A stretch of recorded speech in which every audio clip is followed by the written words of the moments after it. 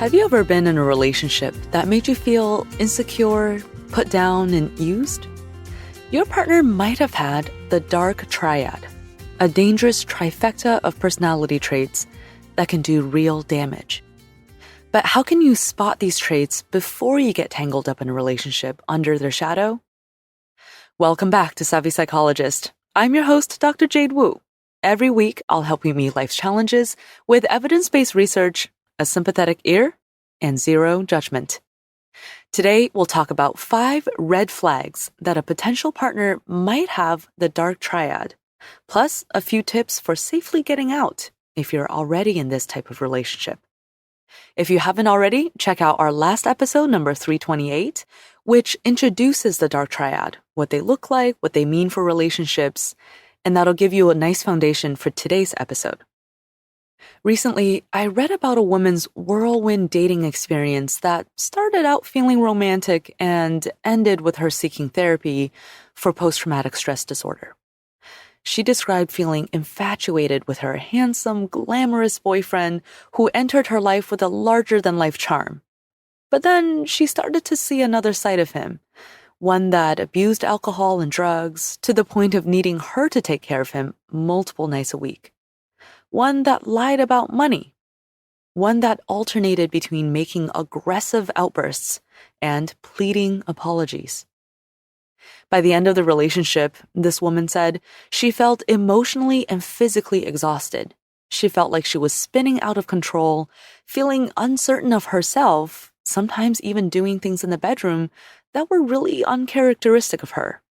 She finally made a full break to help herself heal. Sadly, this kind of relationship happens to many people, men and women alike. What they have in common is a partner who may very well have had the dark triad, narcissism, psychopathy, and Machiavellianism, a trio of personality traits that definitely spell trouble for relationships. Last week, we walked through the destructive relationship patterns of people with the dark triad. I hope nothing in that episode really resonated with your own experience with a past or current partner, but if so, you might now be able to put a name to why a relationship feels or felt traumatic. Now the question is, how do we protect ourselves from falling into a dark triad relationship in the first place? What are the warning signs?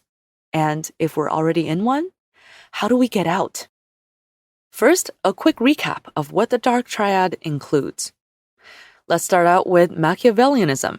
This describes someone who is strategic and manipulative in their use of other people for their own personal gain. For example, a politician who flatters rich campaign donors and starts a rumor about their opponent is being Machiavellian. Next, psychopathy. This trait boils down to a lack of empathy with a helping of recklessness and thrill-seeking. Someone who laughs at other people's pain or commits crimes without much concern may have psychopathy. And last but not least, narcissism. This refers to a strong need for admiration and high status while also feeling entitled to special treatment. For example, a celebrity who says, "Don't you know who I am?" when they don't get special treatment at a restaurant might have a dash of narcissism. Add those 3 personality traits together, and you've got someone with ways of thinking and behaving that challenge the people around them. There are, of course, different degrees of the dark triad. It's not black or white. One person could have just a bit of a tendency, another might have full-blown pathological levels of these traits, and others could fall somewhere in between. Now, here's how you can spot someone who may be on the moderate to higher side of the dark triad continuum. First, not so warm and fuzzy. Regardless of what proportions of Machiavellianism, psychopathy, and narcissism a dark triad person has, one thing always jumps out. They're not so agreeable. In psychology terms, agreeableness refers to a person's general friendliness, warmth, kindness, and ability to get along with others. The tricky part is that sometimes people on the dark triad continuum can act like they're agreeable when it suits them. For example, that Machiavellian politician might be very good at talking sweetly to someone with the power to help them climb that ladder. So how do we see through this act? Well, sooner or later, disagreeableness leaks through. If you notice that your partner is rude to waiters, doesn't seem bothered by seeing someone in pain, or casually makes cruel comments about someone behind their back, these are red flags. Warning sign number 2, prone to taking risks and being impulsive. This is another telltale sign of the dark triad. People with this personality profile like to take risks and get short-term rewards, even if it's bad for long-term consequences. One interesting study asked people to make blackjack bets. They found that the higher their dark triad score, the riskier their bets tended to be. The same study had participants do a temporal discounting task, which basically boils down to making decisions between a smaller reward now versus a larger reward later. For example, $3.50 now versus $10 a few months from now. The higher the dark triad score, the more likely a participant was to give up on a bigger long-term reward. So, look out for repeated instances of someone making rash decisions like overspending money, gambling, committing petty crimes, or doing things they feel like doing even if they know that it would upset you. Next, I would also look out for dark or aggressive humor. Sometimes the way we express humor can be really telling. Someone with Machiavellian and psychopathy traits are more likely to use an aggressive humor style, like using ridicule, sarcasm, put-downs. Think of like a really intense roast of someone. They're also more likely to use self-disparaging humor, which might seem like a sign of humility, but actually might show a sense of defensiveness or neediness when used too much. If you're involved with someone funny, notice whether their jokes often involve putting someone down, calling them names, even if it's just themselves. For a good example, search up Dr. House insulting humor. This is a TV show character who very much embodies some of these dark triad traits. But also be aware that sometimes people who are Machiavellian are also really good at positive humor, the really nice feel-good kind. Don't let this excuse other red flags if you see them. Now let's talk about difficulty understanding emotions and difficulty having inner awareness. People who have high levels of dark triad traits have low emotional skills. Those with psychopathy, especially, have a low ability to describe emotions or put themselves in other shoes, both emotionally and otherwise. Having dark triad traits is also associated with having more externally oriented thinking. That means they have less of an internal world and instead spend more time thinking about what they can get out of the situations and people that are around them. To spot this in real life, notice whether your partner has self-aware moments where they consider the meaning of their actions, their life values, their feelings, their emotions. They should also be able to pick up on other people's emotions, like noticing when you're upset and feeling uncomfortable when others are angry or sad. If they seem really thick-skinned and there doesn't seem to be too much self-reflection going on, they might be high in dark triad traits. And last but not least, the 5th warning sign is a flexible or even non-existent moral fiber. So unsurprisingly, with ingredients like Machiavellianism, you may have guessed that the dark triad is associated with looser morals. One study investigated participants' moral leanings by asking how much they agree with some common moral beliefs and also how much they would need to be paid to do things like stealing from a poor person or kicking a dog. Those with higher psychopathy levels simply cared less about moral considerations, such as whether or not someone did something to betray his or her group, or whether or not someone suffered emotionally. They just don't care as much. People with higher Machiavellianism had more mixed responses, showing that they are potentially morally flexible. Those with higher narcissism tended to agree with moral items that would make them look good to other people. In real life, all of us sometimes lie or cut corners or do other things that we end up being ashamed of.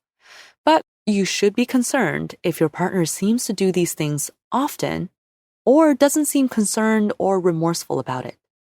It's also a red flag if they don't seem to have convictions, but rather takes or leaves moral rules as it suits them. And for a TV example, I hate to say it, but perhaps nobody captures this Machiavellian moral flexibility, not to mention the ability to make us root for him even when he's committing crimes, better than Saul Goodman. And I hate to say it because I love this character and I love this show, but check out Top 10 Saul Goodman Schemes on YouTube to get a sense of what I'm talking about here. All right, now we know some warning signs. We know that people with the dark triad are disagreeable, like mean to people. They're prone to take risks and they're a little impulsive. They have dark or aggressive humor or self-deprecating humor.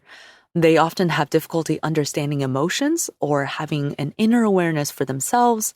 And of course, the flexible or non-existent moral compass.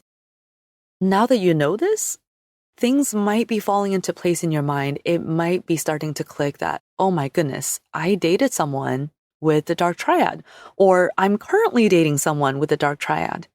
It can be very scary to realize this. At the same time, it might also feel like a morbid relief to finally put these puzzle pieces together.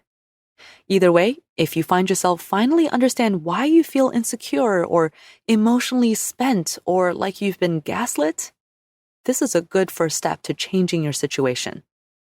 Now, let me give you a few tips for safely getting yourself out of a relationship with someone with dark triad traits.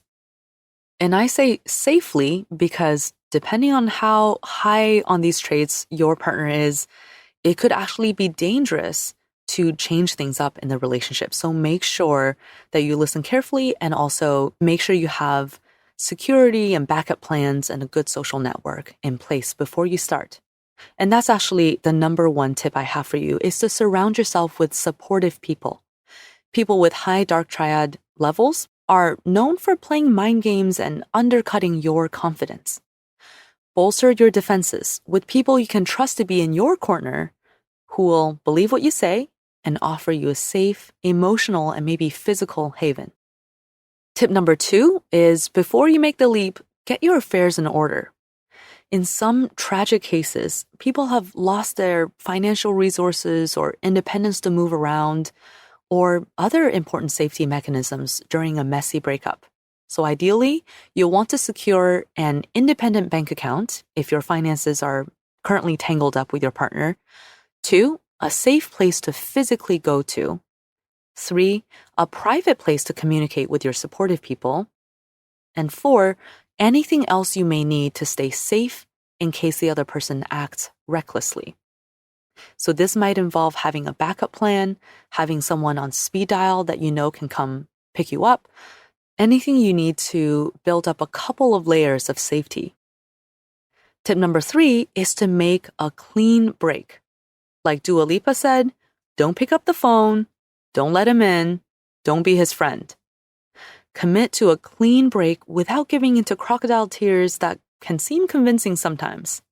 Don't linger in a shared living space. Don't bargain. You don't need to keep justifying why you're leaving, especially if the other person is trying to excuse away your concerns or gaslight your feelings by telling you that you're exaggerating or you don't know what's going on. And last but not least, be compassionate with yourself. It's so hard to be in a relationship and to break up with someone with dark triad traits. It is not a sign of weakness or foolishness on your part that you got sucked in. Be kind to yourself. In extreme situations where safety is a concern, make sure you use your resources, including law enforcement, legal representation, and of course, therapy, if you need to talk through your ideas, talk through your safety plan, or just to get a supportive ear listening to your experiences. You deserve to be respected and loved in a relationship, not lied to, not manipulated, not put down. Now that you know the signs of the dark triad, you know how to spot a bad relationship in the making and get out before you get too deeply into it. And if you're already deeply into it, it's not your fault. Don't be afraid to let go. You've got this. Thanks so much for listening. I hope this little mini-series on the dark triad has been helpful for you. Let's continue the conversation on social media. You can send me any questions or comments you have on Facebook or Twitter. I'm at QDT Savvy Psych and also at JadeWoo PhD. We can also keep in touch through the Savvy Psychologist newsletter, which delivers cool tips about psychology and news and updates straight to your inbox. Savvy Psychologist is audio engineered by Steve Rickeberg and edited by Karen Hertzberg. As always, Savvy Psychologist is strictly for informational purposes and does not substitute for mental health care from a licensed professional. Thank you again for joining me, and I'll see you next week for a happier, healthier mind.